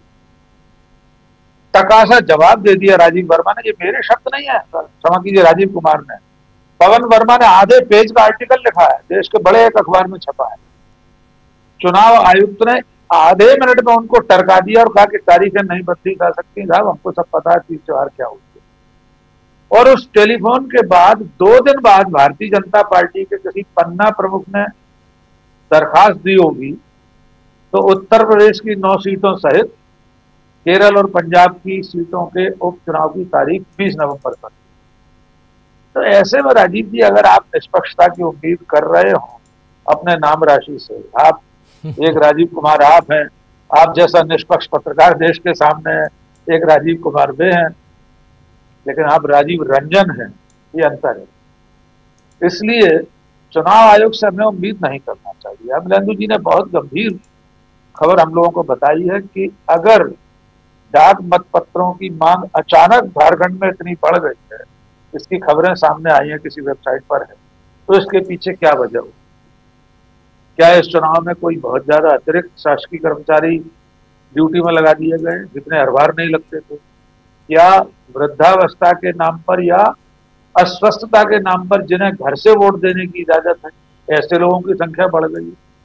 तो अब इस वक्त कांग्रेस, जेएमएम या बाकी सब पार्टियों को नजर रखने की जरूरत है कि अचानक ये बढ़ोतरी कैसे और क्यों हो। ये बड़ा सवाल है। और अंतिम बात मैं ये कहना चाहता हूँ राजीव, संविधान की बात अमलेंदु जी ने कही, संविधान पर खतरा तो तब तक रहेगा जब तक ये लोग सत्ता में बैठे, क्योंकि इनकी राह का सबसे बड़ा रोड़ा ही संविधान है। और उलटबाजी देखिए कि कल प्रधानमंत्री ने कहा है कि पंडित जवाहरलाल नेहरू से लेकर राजीव गांधी तक सारे लोग संविधान विरोधी थे, आरक्षण विरोधी थे। आरक्षण भी संविधान से मिला हुआ है। यानी जिन लोगों ने इस देश में संविधान सभा गठित की, जिस पंडित जवाहरलाल नेहरू ने डॉक्टर अंबेडकर को संविधान सभा का अध्यक्ष बनाया, प्रारूप समिति का, जो राजीव गांधी पंचायती राज लाए, हर तरह के आरक्षण के पक्षधर थे, उन्हें प्रधानमंत्री नरेंद्र मोदी आरक्षण का विरोधी बता रहे। तो अब ये देश सोच ले झूठ कौन बोल रहा है, और झूठ बोलने में तो माननीय नरेंद्र मोदी जी का कोई सानी नहीं है, और वे अपने झूठ पर आखिरी वक्त तक कायम रहते। झूठ बोला है तो उस पर कायम भी रहो, तो झूठ बोला है तो जब उस पर कायम भी रहो जफर, आदमी को साहिब किरदार होना चाहिए जी। तो हमारे साहब साहिब किरदार हैं, झूठ बोलते हैं तो उस पर आखिरी तक कायम रहते हैं, और वे हमेशा इस पर कायम रहेंगे। फिलहाल अंतिम बात यही है कि संविधान पर, आरक्षण पर खतरा जिन लोगों से वे सत्ता में बैठे हैं, राहुल गांधी तो 50% की सीमा बढ़ाने की बात कर रहे हैं, वे आरक्षण क्यों खत्म करने जाएंगे? और कोई भी पार्टी, कोई नेता इस वक्त सीधे सीधे आरक्षण खत्म करने की बात करके चुनाव में ऐसा कोई जोखिम क्यों ले? और खासतौर से कांग्रेस पार्टी, वो कभी ऐसी भूल नहीं कर सकती।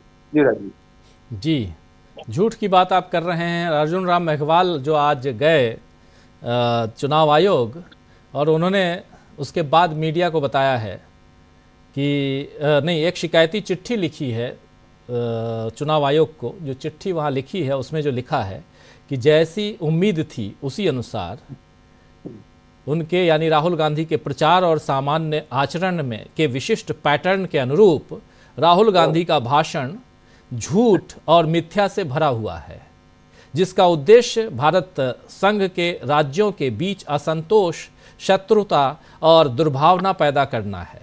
राहुल गांधी महाराष्ट्र और अन्य राज्यों के लोगों के बीच विभाजन पैदा करना चाहते हैं। ये भाजपा ने शिकायत की है। राहुल गांधी लोगों के बीच विभाजन पैदा करना चाहते हैं, वो शत्रुता और असंतोष पैदा करते हैं, दुर्भावना है और झूठ बोल रहे हैं। ये बातें राहुल गांधी के खिलाफ वहाँ बताई गई हैं, चिट्ठी लिखी गई है, और इस पर तत्काल एक्शन लेने के लिए, और इसके साथ साथ मल्लिकार्जुन खड़गे के ऊपर एफआईआर दर्ज करने की भी डिमांड आज की गई है बीजेपी की तरफ से। ये सब देख लीजिए, ये चल रहा है। अब देखते हैं चुनाव आयोग यहाँ कितना एक्टिव मोड में आता है, ये भी देखना होगा। चुनाव आयोग कितना एक्टिव मोड में आता है, प्रशांत टंडन जी। लेकिन मजेदार है कि चलिए, आप संविधान पे फंस तो गए हैं साहब, ये तो है। प्रशांत जी, चुनाव आयोग, राजीव जी, आप एक ही एग्जाम्पल देखें। अभी तो झारखंड और महाराष्ट्र के चुनाव में आपने देख लिया।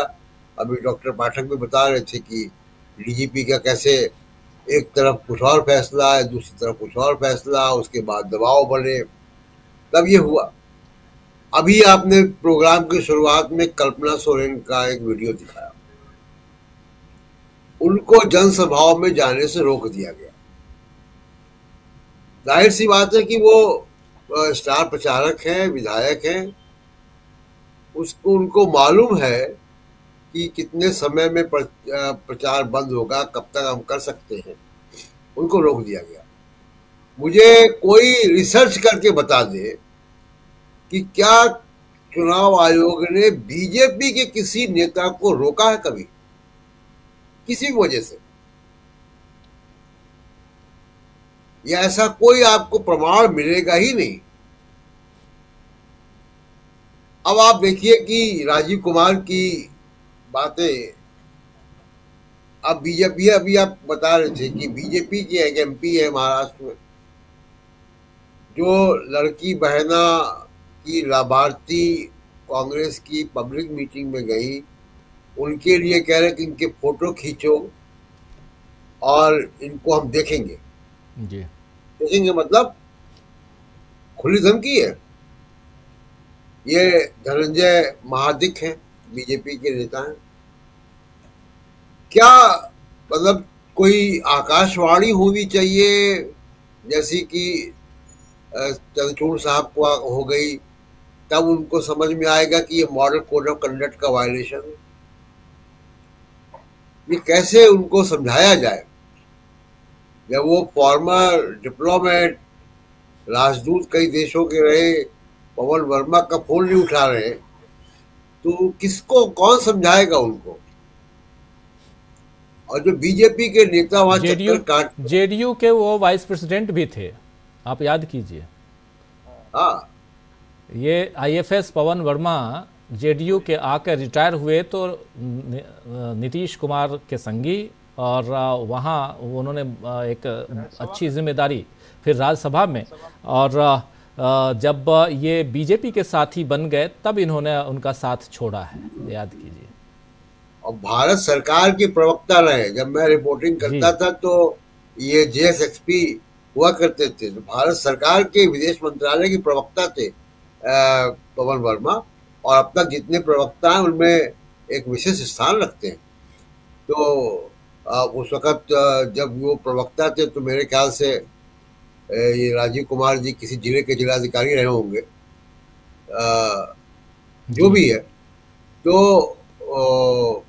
लेकिन आप ये देखिए कि लेवल प्ले फील्ड कैसे तैयार होगी।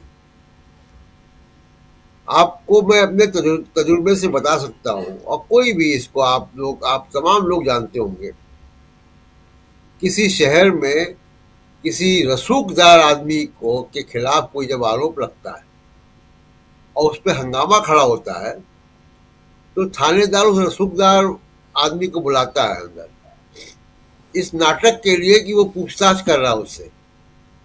अंदर उसको चाय पिलाता है, बिस्किट खिलाता है, और उसके बाद उसको जाने देता है।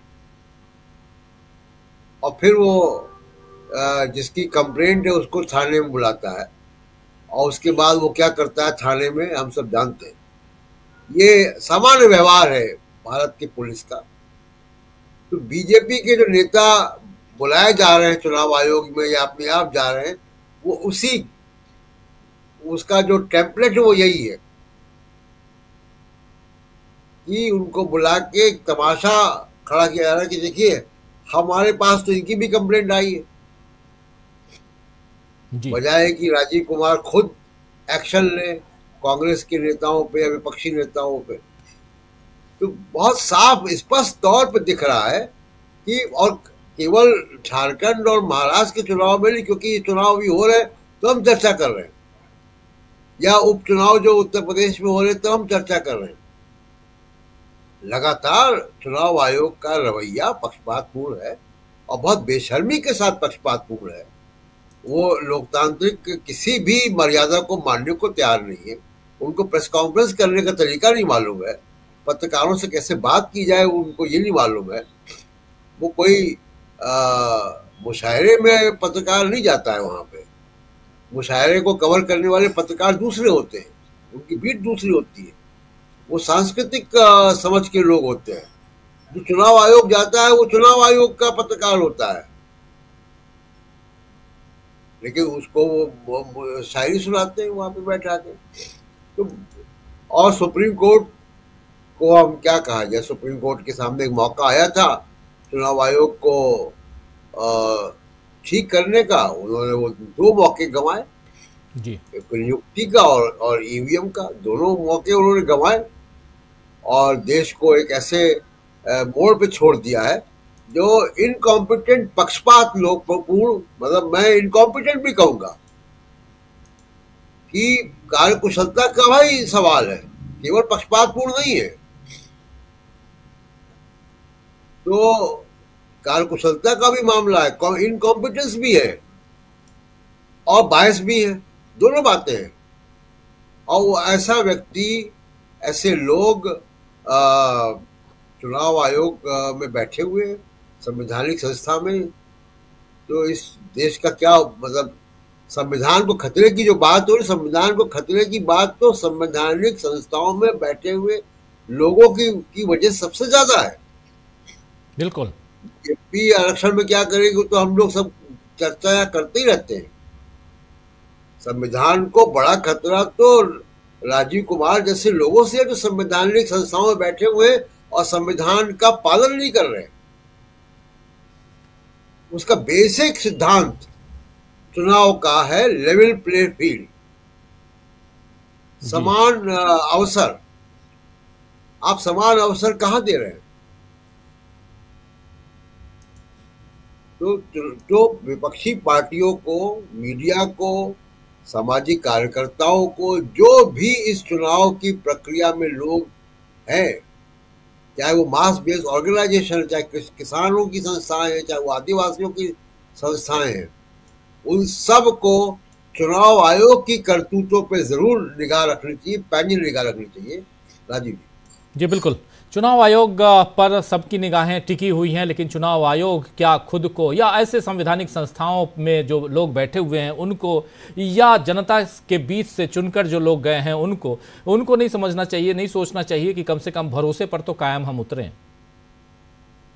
एक सांसद महोदय हैं, मध्य प्रदेश के हैं, मंडला के, शायद दीक्षांत समारोह में गए थे एक इंजीनियरिंग कॉलेज में, और बता रहे थे कि AI का ज़माना आ चुका है और अब जो बच्चे पैदा होंगे वो भी अब ऑनलाइन ही होंगे। तो डॉक्टर राकेश पाठक जी अच्छी तरह से जानते हैं, बस ये खबर है मैं आप लोगों को दे रहा हूँ कि ऐसे लोग जो संवैधानिक ढंग से जो कहीं शपथ लेकर के या कहीं कुछ और, इन लोगों को लोग सुनते हैं। कहने का मतलब ये है कि लोग सुनते हैं, भरोसा करते हैं, तभी तो आपको जिता कर भेजा है। और ऐसे लोग अगर कुछ भी प्रवचन देने लगते हैं, कुछ भी, जैसे हमारे प्रधानमंत्री जी नॉन बायोलॉजिकल हैं, वो खुद बोल रहे थे कि वो नॉन बायोलॉजिकल हैं। अगर आप नॉन बायोलॉजिकल हैं तो आपके ये जो साहब हैं, जो आपकी पार्टी से जो सांसद चुन के आए हैं, जो कह रहे हैं कि अब ऑनलाइन बच्चे पैदा होंगे, यानी सब नॉन बायोलॉजिकल होंगे, ये माना जाए या कुछ और माना जाए? तो ये चीज़ें हैं। चलिए, थोड़ा सा विषयांतर है लेकिन इंपॉर्टेंट है। राजीव कुमार की हम बात कर रहे थे, चुनाव आयोग की बात कर रहे थे, इसलिए ये बात भी यहाँ ज़रूरी है कि संवैधानिक संस्थाओं में बैठे हुए लोग और उनको विश्वास अर्जित करने के लिए मेहनत करनी पड़ती है। हम भी अगर थोड़ा बहुत विश्वास अर्जित किए हैं आप लोगों के बीच, अगर हम बैठकर, और अभी जितने लोग भी आप लोग देख रहे हैं, 4-5 हज़ार लोग ही देख रहे हैं आजकल, ऐसे ही आप लोग निराश हैं। आपको लगता है कि हम प्रवचन करते रहते हैं, कुछ तो होता नहीं है, धरातल पे हम जाके भी कुछ ला के देते हैं, तब भी आपको लगता है कि नहीं यार, रिजल्ट तो कुछ और आ रहा है। तो खैर, जो भी हो, आप लोगों की निराशा वाजिब है, लेकिन फिर भी इतना है कि अगर आप हम पे भरोसा करते हैं तो उस भरोसे पर कायम रहे हैं, तब तो आप भरोसा करते हैं। यही भरोसा हमारे हम नाम राजीव कुमार को भी जीतना पड़ेगा, तभी इस देश का भला होगा, उनका भला होगा। वरना चंद्रचूड़ साहब भी गए और रंजन गोगोई साहब भी गए। रंजन गोगोई को इतिहास किस रूप में याद रखेगा और चंद्रचूड़ को इतिहास किस रूप में याद रखेगा, दोनों सुप्रीम कोर्ट के CJI के पद से रिटायर हुए हैं, आप लोग अच्छी तरह से जान सकते हैं। ऐसे ही राजीव कुमार को लोग किस नाम से याद और किस ढंग से याद रखेगा, ये भी आने वाला वक्त बताएगा। सब कुछ इसी धरती पर और यहीं आप देकर छोड़ के जाते हैं। बाकी आपकी तस्वीर लटकी रहती है, जिस पर कुछ लोग आकर फूल माला चढ़ा जाते हैं और आपको प्रणाम करते हैं और किनारे जाके बोलते हैं बहुत खराब आदमी था। ये भी होता है। चलिए, खैर, आना चाहता हूं आखिर में डॉक्टर प्रकाश हिंदुस्तानी जी आपके पास, और बहुत महत्वपूर्ण बात जिसमें चुनाव की हम बात कर रहे हैं, और चुनाव में महाराष्ट्र क्या दिखाई देता है आपको? क्योंकि महाराष्ट्र बहुत हौज पौज है। हम लोग भी जल्दी महाराष्ट्र की धरती पे पहुंचने वाले हैं और वहां से बहुत कुछ आप लोगों तक हम पहुंचाएंगे। लेकिन उससे पहले चूंकि डॉक्टर प्रकाश हिंदुस्तानी जी, आप महाराष्ट्र को बहुत नज़दीक से आपने देखा, आपकी पूरी पत्रकारिता का बहुत बड़ा हिस्सा वहां गुजरा है और वहां पर पॉलिटिकल, आज का जो पॉलिटिकल सीन है, एक पत्रकार के नाते, एक लंबा अनुभव होने के नाते क्या देखते हैं आप, अगर सीधे शब्दों में आपसे पूछा जाए? राजीव जी, बड़ी विचित्र बात यह कि अमित शाह ने जिस तरह की बयानबाजी की है अभी हाल फिलहाल में, उसका नतीजा यह देखा कि जब उनके मोर्चे ने अपना चुनाव घोषणा पत्र जारी किया तो उनके कई बड़े दिग्गज नेता उसमें थे ही नहीं। वो ये कहते हैं कि फिलहाल तो हम चुनाव शिंदे जी के नेतृत्व में लड़ रहे हैं, लेकिन चुनाव के बाद क्या होगा कह नहीं सकते। यानी ये साफ कह रहे हैं कि, और देवेंद्र फडणवीस की वो पीठ थपथपाते हैं और ये कहते हैं कि आप ही मुख्यमंत्री बनेंगे। यानी चुनाव के पहले मतदान भी नहीं हुआ, मतगणना तो दूर की बात है, मतदान भी नहीं हुआ और गृह मंत्री ऐलान कर रहे हैं कि भाई देवेंद्र फडणवीस महाराष्ट्र के अगले मुख्यमंत्री होंगे।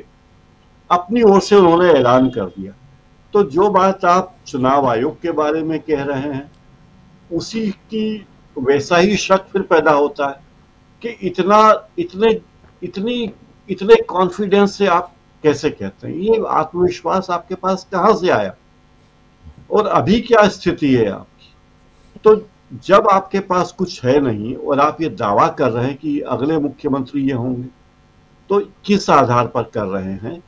और वो भी तब जब बीजेपी के कई लोग भाग भाग कर दूसरी पार्टियों में चले गए, उम्मीदवारी कर रहे हैं, कई लोग निर्दलीय हो गए, बगावत कर रहे हैं। ऐसे में आप किस तरह ये दावा कर रहे हैं? तो ये बड़ी शंकास्पद बात लगती है महाराष्ट्र के बारे में। और जिस तरीके से चुनाव में धन बल का प्रयोग हो रहा है वो शर्मनाक है। आप जाके देखेंगे तो आपको खुद अचरज होगा कि चुनाव में इतना पैसा खर्च हो रहा कि आप विधानसभा तो क्या, एक मुंबई महानगर पालिका के पार्षद, जिसे नगर सेवक कहते हैं मराठी में, वो चुनाव लड़ने के लिए भी आपको कई पुश्तें लग जाएगी चुनाव लड़ने का खर्च उठाने के लिए, 40 करोड़ 50 करोड़। तो ये खर्च यहां पर ले जाने के पीछे उद्देश्य यही है बीजेपी का कि आम आदमी चुनाव में आ ही नहीं, वो चुनाव लड़ने की सोचे ही नहीं कि मेरे पास तो करोड़ों रुपए नहीं है, मैं कहां से चुनाव लड़ सकता हूं। और बीजेपी के अलावा जो दूसरी पार्टियां, उनके पास भी इतना पैसा नहीं है। और ये जिस तरह से चंदा किया गया चुनाव में, चुनाव के पहले जिस तरह से कानूनी जामा दिया गया उद्योगपतियों से, व्यापारियों से चंदा लेने के लिए इलेक्टोरल बॉन्ड के जरिए, ये साफ है कि दूसरी पार्टियों के खाते आपने सीज कर दिए कि वो खर्च न कर पाए, केवल हम ही खर्च करें। मतलब चुनाव ऐसा हो जिसमें हम खड़े हों और हम ही प्रचार कर पाए, दूसरा प्रचार कर ही ना पाए। तो ये सारी बातें महाराष्ट्र देख रहा है और महाराष्ट्र के लोग बड़े उर्वरक प्रवृत्ति के हैं, नए प्रयोग करते हैं। मुझे लगता है कि महाराष्ट्र में कुछ नया होगा। और जिस तरीके से पीठ में छुरा घोंपा गया है, आप देखिए अजित पवार अपने जिंदगी के इतिहास में कभी भी चुनाव नहीं हारे। अजित पवार ने कोई चुनाव विधानसभा का नहीं हारा, उनकी पत्नी ने हारा है लेकिन उन्होंने खुद कोई चुनाव नहीं हारा। लेकिन इस चुनाव में उनका मुकाबला अपने भतीजे से है। तो जो कहावत है ना कि कभी नाव गाड़ी पर आती है, कभी गाड़ी नाव पर आती है, तो अब ये नाव गाड़ी पे थी, अब गाड़ी नाव के ऊपर है। अब नाव से किस पार ले जाती है देखने वाली बात होगी। राजीव जी बिल्कुल, नाव से किस पार लगाते हैं। और सबसे बड़ी चीज की चुनाव और उसमें भी जो रिजल्ट वाला दिन होगा वो बहुत इंपॉर्टेंट होगा। इसलिए इंपॉर्टेंट रहता है, लेकिन इंपॉर्टेंट इसलिए कि ये देखना ज़रूरी है कि ये चुनाव किस दिशा में जाता है। खासकर महाराष्ट्र का चुनाव, झारखंड के चुनाव में भी हिमंता बिस्वा शर्मा बहुत दिनों पहले से ही लगे हुए हैं और दूसरे मुख्यमंत्री मध्य प्रदेश के शिवराज सिंह चौहान वो भी लगे हुए हैं। एक नहीं बल्कि 5 पूर्व मुख्यमंत्री उनके कांग्रेस बीजेपी के साथ चले गए हैं। और आज आपने देख ही लिया कि कैसे कल्पना सोरेन को चुनाव प्रचार से रोका गया आखिरी समय में।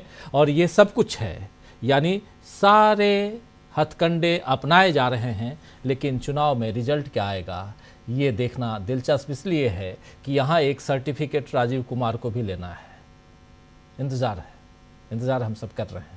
बहुत बहुत शुक्रिया डॉक्टर प्रकाश हिंदुस्तानी जी, बहुत शुक्रिया प्रशांत टंडन जी, डॉक्टर राकेश पाठक जी, अमलेंदु उपाध्याय जी, और साथ में जुड़े थे सुनील शुक्ला जी। आप सबका बहुत बहुत शुक्रिया, बहुत धन्यवाद। और आप